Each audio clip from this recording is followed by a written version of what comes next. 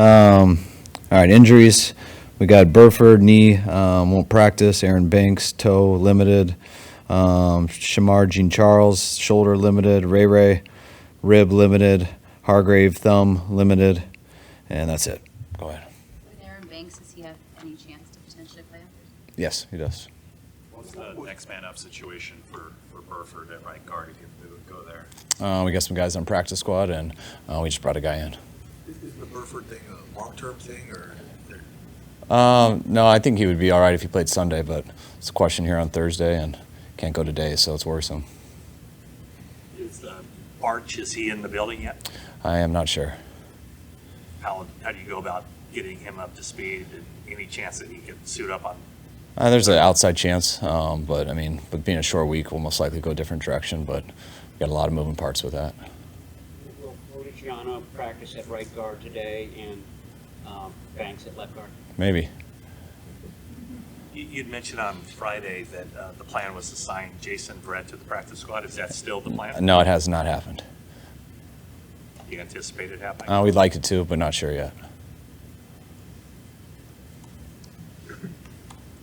Did the coaches, you and the coaches, stay over here after the game the other night, or in preparation of Seattle, or did you guys get to go home? No, we enjoy Sunday night, knowing how miserable the next few days are going to be. We've been here since we came in Monday morning, but now we enjoyed Sunday for a little bit, got to bed early, and aren't going to look back till after the game on Thursday. Fred said that that sometimes the game plan a Thursday after a Sunday sometimes is a little bit more condensed. Is that accurate on both sides of the football? You like it to be. I think it's different on both sides. You'd love to make it condensed. Sometimes you don't have the time to make the decisions. You got a bunch of plays you like, and you don't know which. You like to go through plays for a long time to make sure they're all detailed and which ones to go with, and sometimes you don't have time for that. So sometimes you put in the extra ones, and you decide over the next 48 hours which ones to take out and keep in. So we've done it both ways, but it's always stuff guys are familiar with is the main thing. Numbers show you guys are using the deep ball a little bit more than you have in the past. Is that a product of you're dialing those up a little bit more and belief in Brock, or is Brock taking those shots more, or is it maybe a combination of those things? I think when the looks are there, he takes them, and so I think the looks have been there at times, and when they have been there, he really doesn't miss them, and we've done a good job of coming down with them. Are you feeling any difference in the way teams are defending you since you've kind of started to establish that? The more areas of the field you hit, the more areas they got to defend. So you try to balance all those out. You try to throw where they're not, and Brock's done a real good job of that. What are the hallmarks of a Pete Carroll coached team? Just the style they play with. They're so competitive. Doesn't matter what the record is, where you play.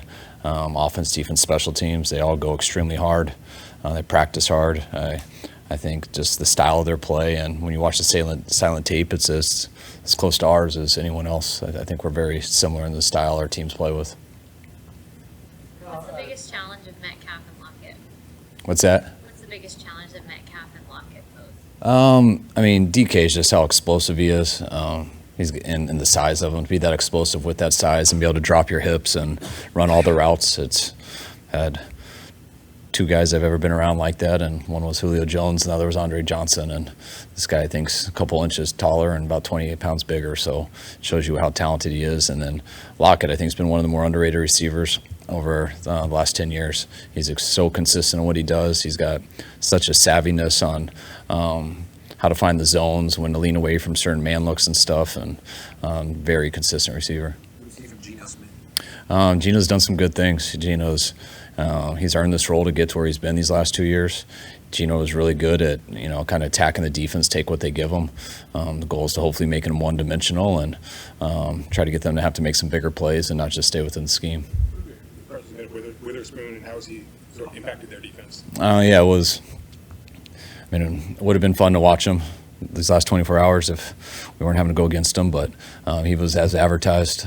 He's a good player. He's all around the ball. When you study the run game, you see him a lot. When you study first and second down, you see him a lot. When you get to third down and watch coverages, you see him a lot. So it's every aspect of the game he has an impact on, and a really good football player who is also extremely talented. What have you observed or just seen from Deshaun Gibson as far as working with young players like Jair Brown to help them whenever they get their chance to be able to step in seamlessly? Gip's just got such a poise back there. It's kind of Gip in the back end and Fred in the middle, and their ages are a little different, but they're both the dads of the group, I'd say, with Gip being a little more senior than Fred, but they're also the ones who aren't as reckless. I say that in a bad way, but it also could be a good thing. They control things a lot back there. He makes very few mistakes, and guys get to watch him a lot by example too, just how he carries himself each week, how he takes care of his body, and I think he's a guy that not just the secondary looks up to, but everyone on our team. With Odom as a safety, a backup safety nowadays, Hawkins on the practice squad, is that a little thin in terms of depth for safety, or is that doable? No, usually most people in the NFL have 4 safeties. Some might have 5, some might have 3, but a high percentage of 4. So when you lose one, it's always an issue. And we got a guy on practice squad who you just said, and we got other guys we can cross train. So short week, we'll deal with it right now, but something that we might have to address as this year goes. And your existing corners, can they step in a pinch and play safety type positions? Someone's got to go there. So when you lose certain guys, you got to always have that plan, just like at O-line when you lose a certain amount of guys, just like at quarterback when you lose a certain amount. So, there's no third strings on an NFL field.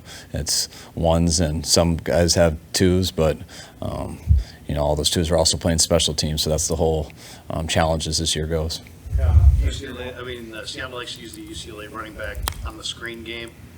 How did you guys feel like you defended the screen last week against Tampa, and what do you think of the UCLA rookie running back? He's a good back, done good in the games this year. We really thought he was a good player coming out of college. He's good at running the ball, good at screens. We got better last week, I thought, at screens, not to be confused with did very good. So something I know we'll keep seeing, and we got to keep challenging.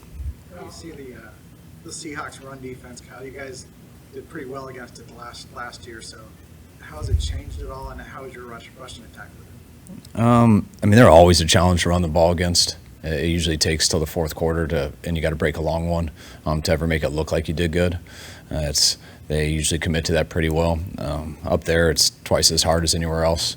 Cadence is a huge issue. They would use it to their advantage big time, and it's hard to get it going. So, you got to get a big one to have that, which we have gotten a couple times, but it's usually not till late. And then I usually look at getting the run game going to kind of how we do when we're not running the ball, because that has to do with staying on the field, moving the chains, and that's what allows you eventually to get the run game going. You mentioned the other day. Yeah, it's Kittle's desire to win or competitiveness, but you will see him, not news, but during a game, you guys might be losing, and he's kind of laughing on the sideline or joking around. Initially when you first saw that, aware that, we were like, what is up with this guy? Is this guy wired just a little bit differently? He was more nervous his rookie year. He wasn't as talkative. He didn't have the ponytail yet then, and didn't have as many tattoos. Kittle's just always a positive guy. If he's talking, and he does a lot after his rookie year, that's always positive. He's always going to be upbeat and stuff. I love that because that's him. Sometimes I don't enjoy it the most when we're at practice and things I don't think there's much to be positive about, and I can see him going around just being all positive like he is, but then you realize that's who he is, and he's always like that. So guys count on him for that, and I think it helps him stay at a certain level, and makes him be a leader in his way to our guys. Look at the Thursday night Seattle game almost a year ago compared to this one with Brock. Just how valuable was that experience for him to go in and play in such a tough environment, such a big game? It's real valuable. He's been to some loud places too, but Seattle is always right there as the loudest, if not tied for it. And you can always tell people how loud it is, but they don't know till they go there. And he went there, so he knows what we're talking about. So I don't have to stress the importance of it to him. He's going to be doing it to our guys for these 2 days. Last one, Matt. You mentioned the other day allowing the guys to sleep in this morning and on Monday. Is there any science behind that? Is there an amount of sleep you want the guys to have on a short week like this one? Yeah, there is, but I don't memorize those things or injury reports for you guys because I don't want stuff to go out that actually I need to know. So I try to let them get as much sleep as possible. that's why we push back our schedules and everything, stuff that we didn't used to talk about back in the day, but they have been for about the last 10 years, and it's very evident. And I know we feel it as coaches. You can see it on players, and it's there's just not enough time here. So when you cram everything in, it might make you feel good, but then the guys are dead for that game, and the best way to recover is sleep, and we're going to do that as much as we can. Thanks. All right, guys.